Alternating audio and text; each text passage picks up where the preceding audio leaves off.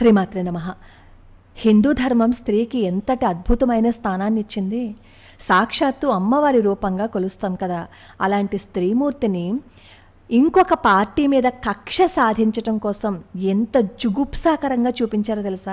విలువలు అనేవి కోల్పోయారు. అసలు విలువలు ఉంటే కదా కోల్పోవడానికి. అంత అసహ్యంగా, అంత దరిద్రంగా ఒక స్త్రీమూర్తిని చూపిస్తారా? అలాంటి వాళ్ళు గనక మళ్ళీ మనల్ని పరిపాలించడానికి వస్తే మనం ఎలా అయిపోతామో, మన బ్రతుకు ఏమైపోతుందో ఒకసారి చూడండి. ఆ వీడియో సామాజిక మాధ్యమంలో వైరల్ అవుతోంది. లోక్సభ ఎన్నికలు వస్తున్నాయి కదా.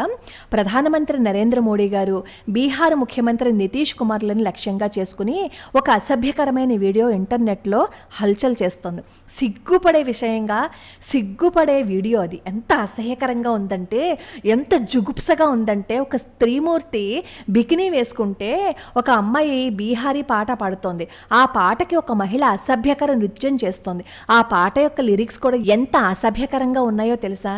అంత అలాగా క్రియేట్ చేస్తారా? అంటే ఎన్నికల కోసము, ఇంకొకళ్ళ మీద కక్షను చూపించడం కోసము అంత దరిద్రంగా ఒక స్త్రీమూర్తిని చూపిస్తారు అంటే, అంత దిగజారిపోతున్నారు అంటే, అలాంటి వాళ్ళకి మనం అధికారాన్ని ఇస్తే మన పరిస్థితి ఏంటి ఒకసారి చూడండి.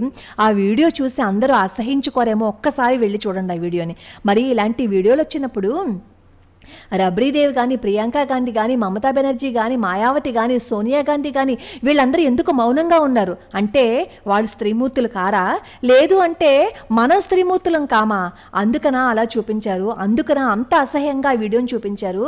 అంటే స్త్రీమూర్తులు అంటే వీళ్ళకి ఎంత లోకువో ఒక్కసారి చూడండి. ఒక్కసారి కనుక అది చూస్తే అసహ్యం వేసి మనం ఎవరిని ఎన్నుకోవాలి, ఎవరిని ఎన్నుకుంటే మన ధర్మం నిలుస్తుంది అనేది మనకే తెలుస్తుంది. అసలు ఆ పార్టీ యొక్క స్టాండర్డ్లే అలా ఉంటాయి.